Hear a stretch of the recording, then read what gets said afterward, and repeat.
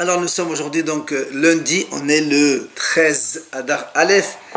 Nous sommes arrivés d'Af Aïn Aleph de Gittin, Aïn Aleph. Il nous restait hier donc les 7 dernières lignes de Aïn Amud Bet. 7 dernières lignes, Aïn Amud Bet. Alors, Nishtatak ve'amdolo nichtov get li eshtecha. On a vu dans la Mishnah que si quelqu'un il est muet, il ne peut pas parler. Et donc on lui demande est-ce que tu veux donner un get à ta femme, et il fait un signe avec la tête. On a dit dans la Mishnah, si on essaye donc 3 fois dans un autre domaine, on lui pose des questions. Ici, il répond de façon sensée, donc on comprend qu'il sait ce qu'il dit, et donc on fait ce qu'il nous demande de faire. Alors vient l'Agmara pose la question, l'Agmara dit, tu as dit qu'on lui pose la question et il fait un signe de la tête, oui ou non, comme ça. Il dit, mais si, peut-être, pourquoi on ne craint pas que ce monsieur, il a, par exemple, une folie de dire toujours, de baisser toujours la tête comme ça.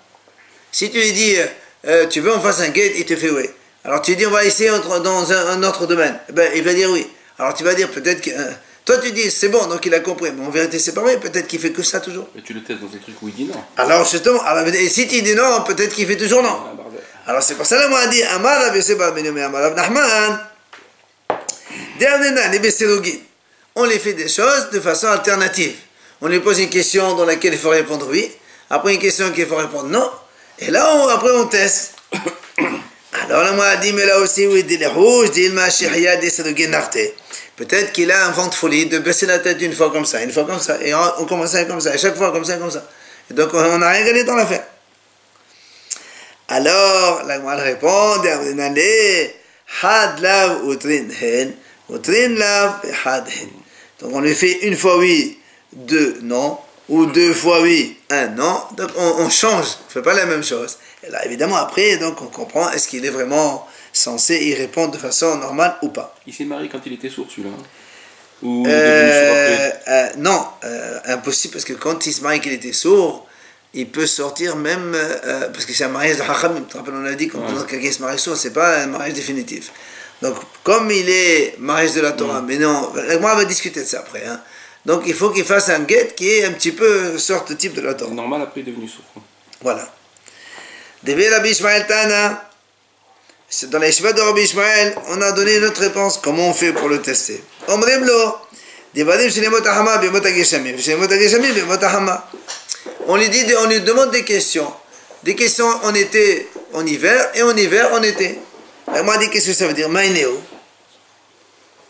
Et les magloufs les vesdinés, si tu dis par exemple en hiver, on lui dit est-ce que tu veux une couverture? Ou bien en été, on lui dit tu veux un drap. Alors, bon, évidemment, s'il répond oui, bon, ça c'est normal. Mais s'il répond le contraire, tu vas dire dans ces cas-là, c'est pas normal. Alors, il m'a dit pourquoi non? Peut-être qu'en été, il a eu de la fièvre, il te dit je veux une couverture. Et en hiver, il a trop chaud, il te dit je veux un drap. Et donc tu vas dire qu'il n'est pas censé. Non, il est censé, mais il a froid ou il a chaud. Elle a béféré. Là, on dit non, on lui pose des questions sur des fruits. Par exemple, si on lui dit tu veux un fruit d'hiver en été, un fruit d'été en hiver. Alors, donc s'il répond par la négative, c'est que il est censé, il sait très bien qu'on n'en a pas en ce moment. Amar Rav Kahana, Amar Rav, il a dit Rav Kahana au nom de Rav. Heresh sheyachol ledaber מתוך הכתב, כותבין ונותנים גט לאשתו. Rav Kahana, on nous dit comme ça. Si on a un sourd-muet qui peut écrire, enfin, il peut parler à travers une écriture. Ça veut dire, il peut donner un ordre par écrit. Il leur dit, par exemple, écrivez à donner un guet à sa femme. Alors il dit, Rav Kahana, כותבין ונותנים גט לאשתו. On fait ce qu'il nous dit. Dans la mesure où il sait transmettre par écrit ce qu'il veut, alors ça marche. Amar Rav Yosef, Maïkamash Malan Tanina. Nishtatar ve'amru lo nichtov yedishra ve'elken be'rushu v'vodkanu. Teshosha pamim em amar al la ou al hen hen. Hade elu yachtivu v'itenu. Alors Rav Yosef il lui dit à Rav Kahana, qu'est-ce que tu nous enseignes? Ça c'est une Mishnah, on a vu ça dans la Mishnah. Que si un homme il est devenu sourd-muet, il peut parler, on lui demande est-ce que tu veux qu'on écrive, et il fait un signe de la tête, on contrôle, on vérifie est-ce que vraiment son signalement de la tête il est valable ou pas. Quand on les fait 3 fois et ça marche, alors on peut écrire. Qu'est-ce que tu viens, toi, m'enseigner?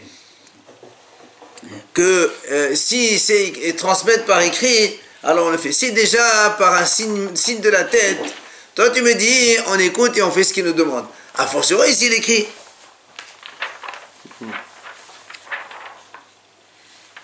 Alors, Amal et Rabbi Zera, il aime Ka'amrat. Rabbi Zera lui dit, nous on ne parle pas de ça, tu veux me poser une question sur il aime. Le ilem, c'est un muet, mais qui entend. Alors que le Rav Kahana, on lui, il ne parle de Heresh. Heresh, c'est un sourd muet complet. C'est pour ça qu'il dit ilem Ka'amrat. Qu'est-ce que tu me poses la question de ilem de la Mishnah?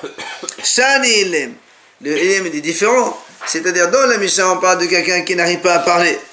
C'est pour ça qu'on te dit, s'il n'arrive pas à parler, il peut transmettre par écrit ce qu'il a dit. Et vient Rav Kahana, il nous dit, même s'il est exactement sourd-muet et qu'il arrive à écrire à travers donc un papier, donner des ordres à travers un écrit, alors on l'écoute. Sourd-muet, on ne dit pas que c'est un fou. Justement, c'est ça. Donc, s'il est fou mais qu'il sait écrire de façon sensée, alors on écoute ce qu'il dit. C'est ce qu'il nous apprend. Et le ilem, c'est pas le Torah, lui? Non. Ah non, s'il est que muet seulement, c'est un mariage de la Torah. Il n'est pas... bien sûr. Détania, comme la Braïta enseigne. Medaber ve'eno shomea zeu heresh. Shomea ve'eno medaber zeu ilem. La Braïta dit comme ça, quand quelqu'un il parle, mais il n'entend pas, c'est le heresh dont on parle. Et shomea ve'eno medaber, maintenant s'il entend mais qu'il ne parle pas, c'est ça la définition de ilem. Et la Braïta elle continue. Bien sûr, tous les deux, ils sont considérés comme pirkeah, c'est-à-dire des gens normaux. Donc le mariage est éliminatoire sans aucun problème. Alors la Gemara dit, la Gemara dit, qui t'a dit que c'est ça la définition? Que quand quelqu'un il entend mais ne parle pas, c'est le ilem. Ou si quelqu'un il parle mais n'entend pas, c'est le heresh. Il dit, dirtiv, c'est un pasuk dans Télim. Va'ani heresh lo ishma, ou ilem lo iftah piu. David Amelech dit, heresh c'est lo ishma, j'entends pas. Et ilem c'est lo iftah piu, il n'ouvre pas la bouche. Donc tu vois bien que le ilem c'est quelqu'un de muet, et le heresh c'est quelqu'un de sourd. Si maintenant tu veux dire, je peux te donner notre réponse. Le mot ilem, c'est notre réponse, c'est-à-dire on peut composer le mot ilem, ishtaqil millule. C'est donc les mots se sont enlevés de lui, donc il ne parle plus. Donc c'est ça la définition de ilem. Donc, Rabbi Zera, il a répondu à la question. Maintenant, la Gemara dit Amar Rabbi Zera, iqashali haqashali. Si vraiment j'ai une question, voilà ce que c'est la question que je peux poser contre Rav Kahana. Alors il dit Rabbi Zera, Détania, Imlo Yagid, c'est marqué dans la Torah comme ça. Si quelqu'un, il est témoin d'une situation, d'accord? Le pasuk qui dit comme ça, Vehu Aed. Ora'a oyada. Quelqu'un, il a donc été témoin. Il était témoin d'une situation. Et après, il dit, par exemple, on dit, voilà, viens témoigner. Il jure qu'il n'est pas au courant. D'accord? Il jure qu'il n'est pas au courant. La Gemara dit, c'est marqué dans la Torah, Imlo Yagid. Si maintenant il jure que c'est non, après il vient avouer que c'est vrai, Benassa Vono, il est évidemment Hayav Korban dans ça. Il a fait un serment pour rien. Et la Gemara dit comme ça, Détania, Imlo Yagid, ça c'est le passage. Imlo Yagid, ça veut dire qu'ici il ne parle pas, il ne donne pas son témoignage, il ne vient pas témoigner.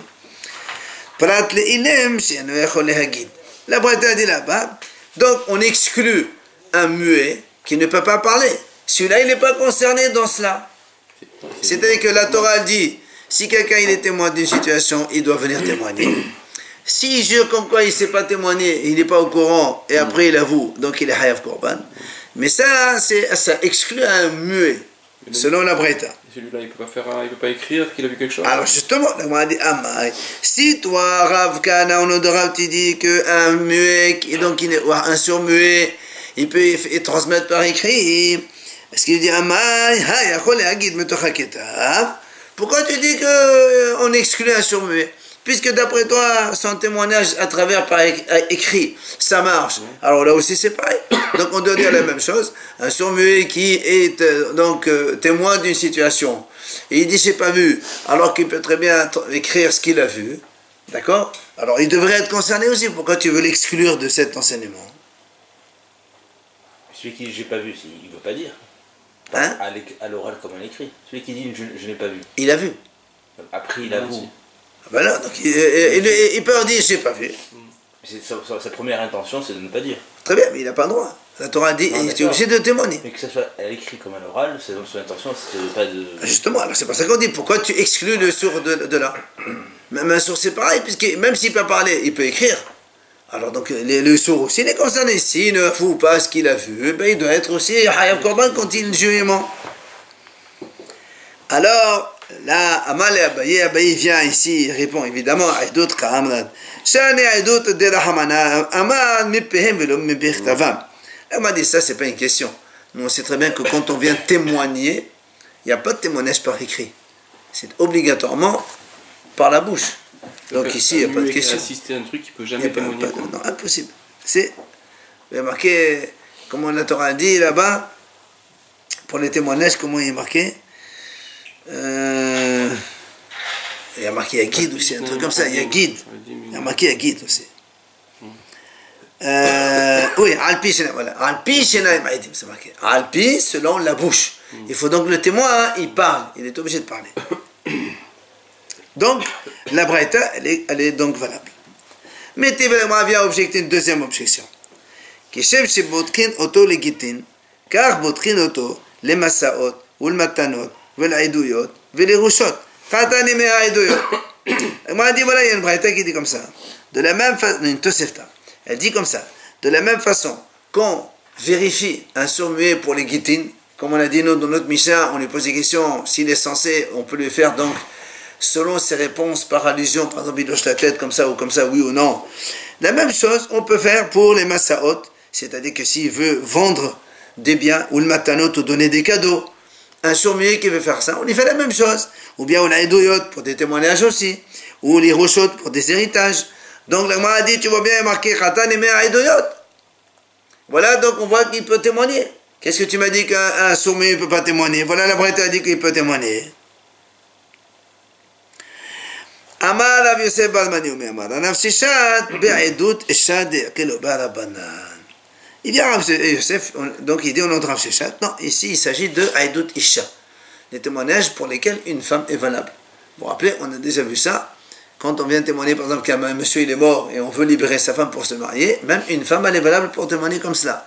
Et c'est ça où on peut aussi faire confiance à un sourd-muet quand il le fait par un signalement de la tête.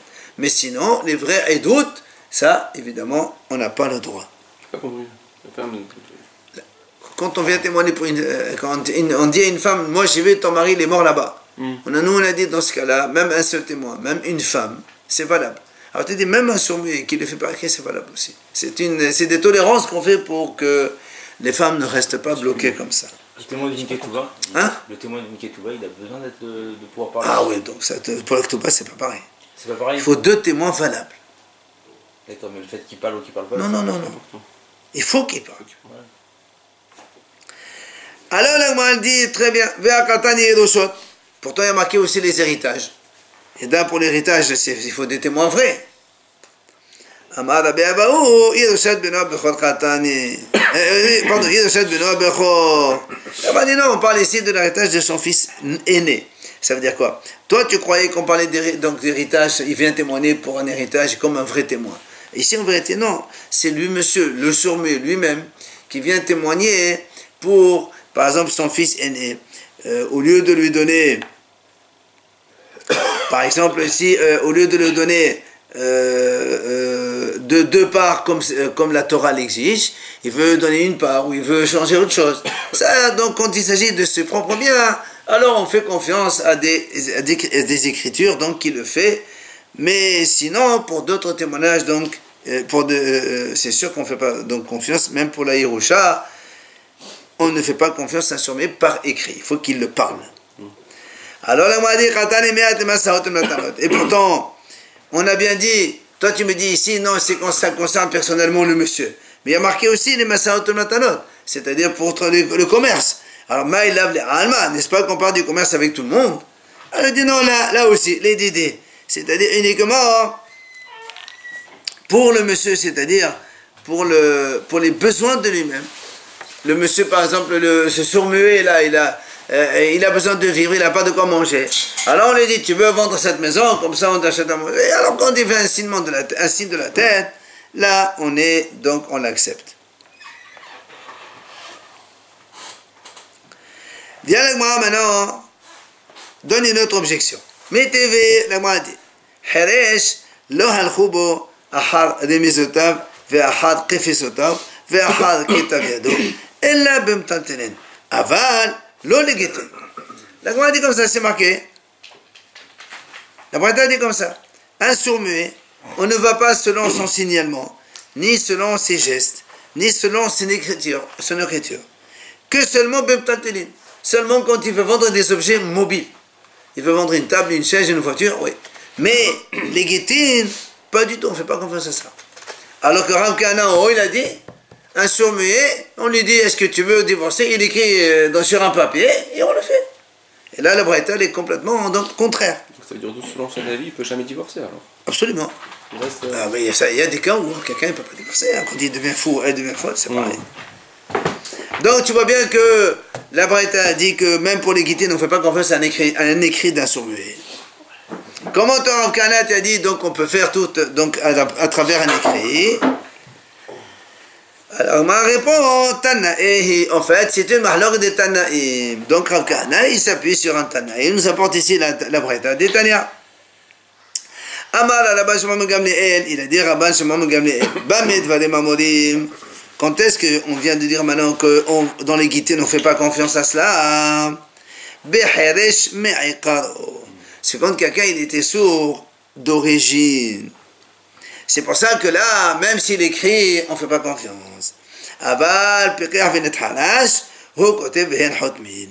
Mais quelqu'un qui, quand il s'est marié, il était normal, et après il est devenu sourd, là, c'est là où Rav Kahana a dit, on peut faire confiance à un écrit qui nous écrit, pour divorcer de sa femme, c'est pas un problème. Bien évidemment, la Gemara, tout de suite, elle saute sur la situation. Ah, comment tu m'as dit? Quand quelqu'un il était sourd d'origine, là, il ne peut pas faire par écrit. Mais quand quelqu'un il est sourd d'origine, comment il s'est marié? Par une allusion. Donc c'est un mariage de Hachamim. Bien sûr qu'il peut aussi divorcer par allusion. Qu'est-ce que tu me dis? C'est le contraire.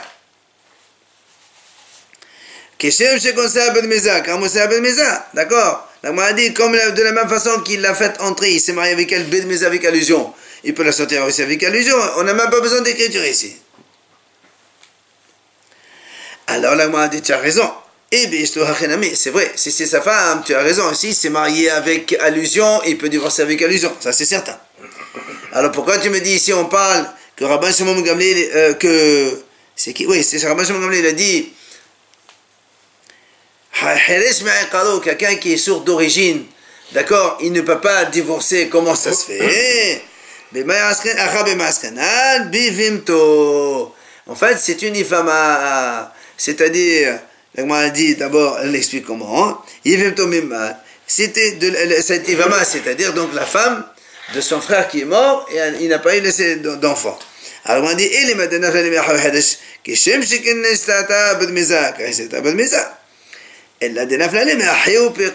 on m'a dit, si le frère aussi il était sourd comme lui, donc de la même façon que le frère s'est marié avec elle avec allusion, donc lui aussi peut la sortir avec allusion.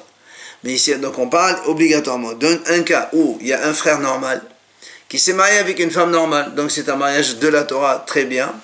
Le frère il est mort, il n'a pas d'enfant. Cette femme elle doit faire yiboum avec ce monsieur, le frère, qui est cette fois-ci sourd-muet. D'accord? Mais il était sourd-muet depuis l'origine. Et là, dans ce cas-là, on nous dit, il ne peut jamais la divorcer. Ce qu'on a dit ici, on ne peut pas faire confiance donc sur les signalements d'un... Celui qui est sourd-muet, là, il fait yiboum avec cette femme-là. Il va faire yiboum, il est obligé. Khalitsa, il ne peut pas faire. Et Guet, il ne peut pas le faire. Il est sourd-muet, il n'y a pas de souci. Il n'a pas le choix. D'accord. C'est pour ça qu'on te dit, il ne peut pas lui donner un Guet à cette femme. Ok. Il reste marié avec elle dedans. Et Khalitsa, c'est ce. Khalitsa, un sourd-muet, il ne peut pas faire Khalitsa. Parce qu'il doit parler. Il doit dire ce que le texte de la Torah, et elle aussi d'ailleurs. Par exemple, Yiboum, il n'a pas besoin de dire quelque chose, il dit rien. Rien à dire, Biyoum, c'est la relation. D'accord. Mais au début de la page, on a vu que le Heresh, c'est celui qui met d'abord et le Shoméa. Non, ça c'est pas le Heresh de chez nous. Comment on peut faire une différence entre le Heresh ici et le Heresh de façon générale, le Heresh normal, c'est un Heresh qui est énorme de bébé le Shoméa. Ça c'est donc la réponse. Mais maintenant, le mois te dit, j'ai une deuxième réponse possible. Je vais te dire que cette Ivama, elle vient d'un frère qui est aussi sourd-muet comme lui. Alors tu vas me dire, mais dans ces cas-là, puisque le frère il s'est marié avec elle avec allusion, maintenant lui aussi, quand il prend les Ivama, il peut lui donner un guet avec allusion. Il te dit non. Et Hachamim me font exéra. Il te dit non. Le sourd-muet, celui-là, il ne peut pas divorcer avec allusion. Parce que si tu lui permets de divorcer avec allusion, on craint que donc demain il y aura une autre situation où c'est un frère qui est normal. Et donc on va dire, ah tiens, on a déjà vu un cas où le monsieur il a divorcé d'une Ivama d'un frère normal. Et d'un frère, donc on oublie qu'il était sourd-muet. Et on va permettre donc à ce que ce Yavam qui est sourd-muet, il va donner un guet à une femme qui était mariée avec son frère. Et cette fois-ci il était normal. Et ça évidemment c'est un sourd. Alors elle m'a dit, Achi Ishtonami. Elle m'a dit, dans ces cas-là, pour sa femme aussi, tu peux dire un homme qui est sourd-muet. Il a épousé une femme. Maintenant, il va la divorcer. Tu as dit, on peut la divorcer avec un signe de la tête ou avec une écriture. Alors, dans ces cas-là, on peut aussi craindre. Si tu permets ça, demain, il va avoir une Ivama d'un frère normal. Et tu vas dire, voilà, nous, on a vu, il a déjà divorcé de sa femme, donc il peut aussi divorcer de la Ivama. Alors, donc, tu dois faire ça aussi. Alors, le m'a dit non. Bivimto, mehalfa. Eshto, bivimto, la mehalfa. Il m'a dit non. Une Ivama avec une Ivama, on peut confondre. Mais sa femme avec une Ivama, on ne peut pas confondre. C'est deux situations différentes. Donc, c'est pour ça qu'un sourd-muet qui a épousé une femme, il peut la renvoyer. Donc, il a divorcé avec un signe ou une écriture. Mais pas avec une Ivama, ça ne marche pas. Parce que c'est tous les deux des Chachamim, là aussi, en plus. Oui, bien sûr, c'est exact, Chachamim. Mais seulement te dit, on ne fait pas Xéra ici, parce que là, Ivama avec Ivama, ça peut se confondre, mais une Ivama avec une femme, c'est deux situations différentes. Et tout à l'heure, la Yabama, c'est de la Torah, et quand après le fait qu'il va divorcer lui avec un signe, c'est des C'est pour ça qu'on a dit, on peut toi, pas. tu veux pas le faire. D'accord. Alors, là, on m'a dit, Omega Zenar Heresh Atou Pekeyah. Comment tu m'as dit maintenant? Dans la deuxième réponse, on a dit non, en vérité, le frère, il y a deux frères sourds-muets. Donc un il s'est marié, après il est mort sans laisser d'enfant. Donc cette femme-là va faire yiboum avec le deuxième qui est aussi sourd-muet.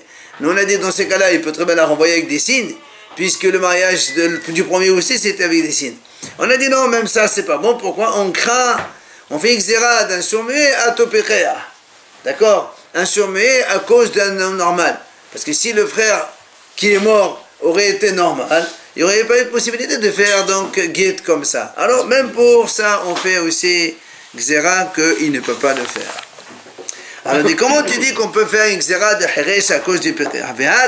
Pourtant nous avons vu dans une Mishnah Shene Ahin Hirshin, deux frères qui sont sourds-muets. Nesu'in Shete Ahayot Pekot, qui sont mariés chacun avec une fille normale. Ou bien sont mariés avec deux femmes qui sont, deux sœurs qui sont sourdes toutes les deux. Ou le contraire. Non, pas le contraire. Ou bien deux frères qui sont sourds, un il est marié avec une sourde et l'autre il est marié avec une femme normale. Ou encore dans l'autre sens. Il y a deux sœurs qui sont sourdes. Qui sont qui sont mariés soit à deux frères sourds, soit à deux frères normaux, soit à deux frères, un normal et un sourd. Dans tous ces cas-là où il y a mélange sourd et donc normal, ou bien deux sourds, Dans ces cas-là, il n'y a pas de halissa ni de yiboum. Alors, pourquoi on ne fait pas halissa? Évidemment, parce que quand on fait un mariage, par exemple, si on prend un frère avec une femme normale, d'accord? Quand on fait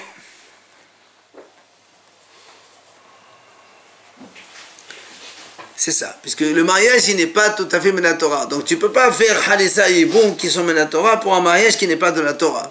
D'accord? Donc tout ça on a dit Septurot. Maintenant, si c'était pas deux sœurs, parce que quand, par exemple, ils sont mariés avec deux sœurs, un il meurt, l'autre il veut faire Yiboum ou Halissa avec celle-là. Mais le problème c'est que le mariage n'est pas tout à fait mariage. C'est comme si elle n'était pas mariée. Or, comme c'est la sœur de sa femme, il ne peut pas faire ni Halissa ni Yiboum. Vous comprenez? Ça, on a vu ça dans Eva Motav. Maintenant, on a dit, si c'est pas deux sœurs, deux femmes normales, il y a deux frères. Ils sont mariés avec deux femmes. Eux, ils sont soit deux sourds, soit un sourd et un normal. Ils sont mariés soit avec deux femmes sourdes ou bien une sourde et une normale. Si, par exemple, un, il meurt, un des deux frères il meurt. Il peut l'autre faire Yiboum, c'est pas un problème, c'est deux étrangères. C'est pas la sœur de sa femme, cette fois-ci, c'est deux femmes étrangères. Donc il peut faire Yiboum. Ici, ils veulent divorcer, il peut divorcer. Imaginons le cas où, donc il y a deux sourds. Un, il est marié avec une femme normale, et lui, il est marié avec une sourde. Et imaginons que le frère qui est marié avec la femme normale, il meurt sans enfant. Donc il faut faire Yiboum avec la femme normale. Donc il a fait Yiboum. Maintenant, s'il veut divorcer, il y a marqué ici, il peut divorcer. Or, tu vois bien qu'ici, on n'a pas dit non, il ne peut pas divorcer. Il fallait dire, comme chez nous ici, on a dit Xera, Ato, Heresh et Ato Piqeah. La sourde, pardon, Piqeah Ato Heresh. C'est-à-dire, on aurait dû faire la Xera, comme quoi, celui qui a fait Yiboum avec la femme normale ne peut jamais divorcer. Avec la sourde, pardon. Il fait le Yiboum avec la sourde, ne peut jamais divorcer, de peur que demain, il y aura un cas où il va faire Yiboum avec la normale, et là, il ne pourra jamais divorcer. Et alors pourtant, on n'a pas fait l'exéra, on a dit, s'ils veulent divorcer, ils n'ont qu'à divorcer. Donc on n'a pas fait l'exéra. C'est pour ça que l'Agma a dit, tu as raison. Et la Mehava, t'inquiète, on est obligé de répondre comme on a répondu la première réponse. Donc la deuxième, on la repousse. La première, c'est celle de Rabbi Shimon Gamliel, qui a dit, on parle de quelqu'un qui a épousé une fille Naflale, tout simplement. Donc c'était deux frères qui sont surmués. Et le frère, il était marié avec une femme normale. Alors que le deuxième, lui, il est surmué. D'origine, donc il a toujours été surmué. Quand le frère meurt, il va faire Yiboum avec celle-là. Avec la femme normale de son frère, c'est obligé, il n'a pas le choix. Et là, il ne pourra jamais la divorcer. Pourquoi? Parce que le mariage de son frère, c'est un mariage qui est... son frère, il est Piqeah. C'est ça, il est Piqeah, donc le mariage de la Torah. Et lui, il ne peut jamais divorcer Mina Torah parce qu'il est surmué. Et donc là, on ne peut pas divorcer. C'est le cas de Rabbi Shimon. Il a dit que donc un frère ne peut pas, même un frère, un homme qui est, rappelez-vous la question qu'on a posée, on a dit, un sourd d'origine, il ne peut pas divorcer avec les signes. On dit pourquoi il ne peut pas divorcer avec des signes? S'il s'est marié avec des signes, il divorce avec des signes. D'accord? Alors on a répondu non. Ici on parle d'un Yiboum. C'est-à-dire, il a épousé la femme de son frère qui était normale, parce que le frère il est mort sans enfant, et comme lui il est au sourd, il ne peut pas divorcer d'une femme mariée normalement avec son frère. Le mariage de cette femme, il est Menatora.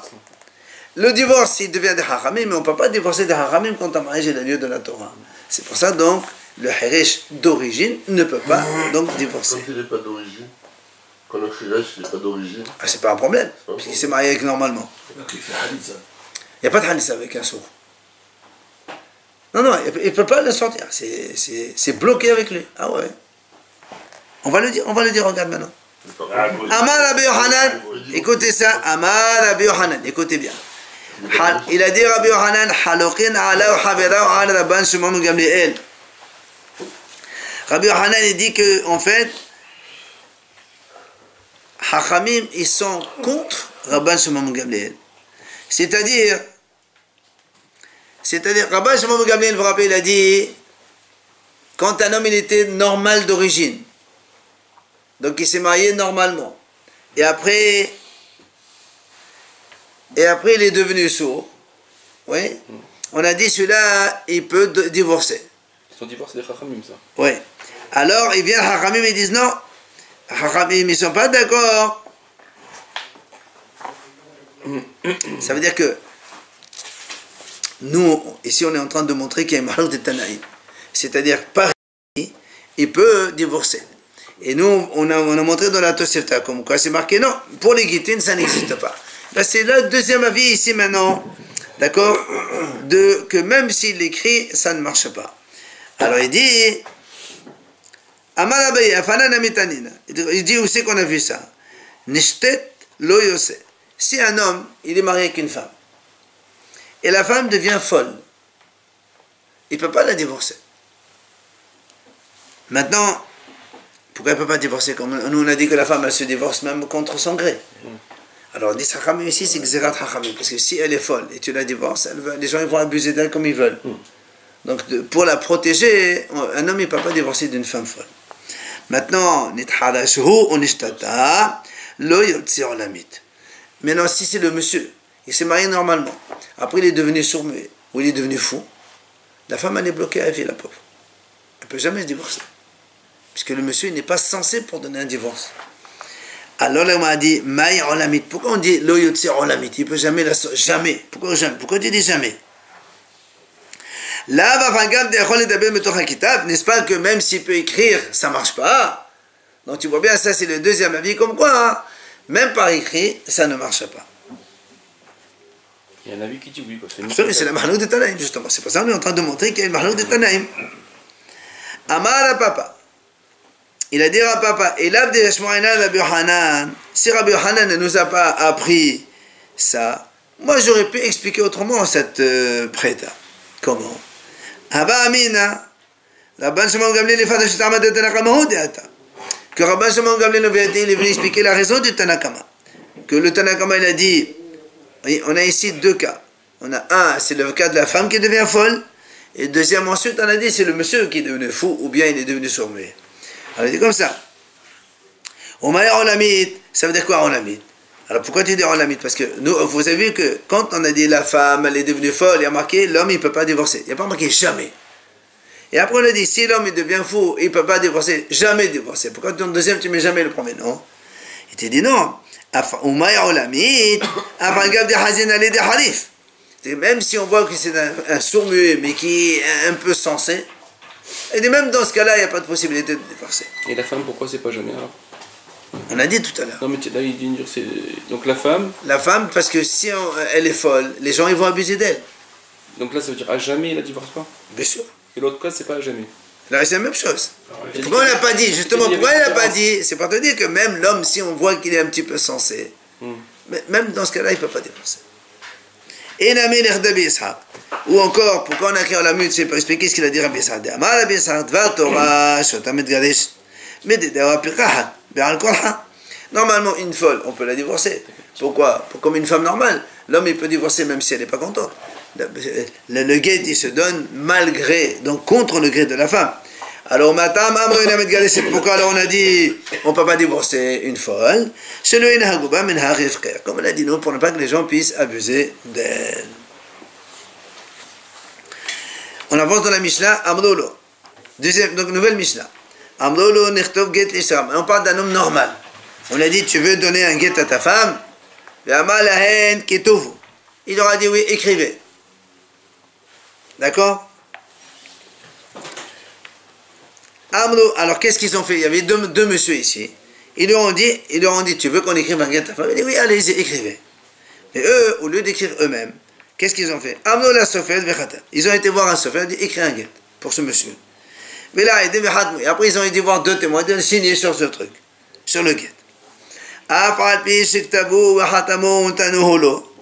Même si ils l'ont écrit, ils l'ont signé, ils lui ont donné à ce monsieur. Et le monsieur il a donné à sa femme.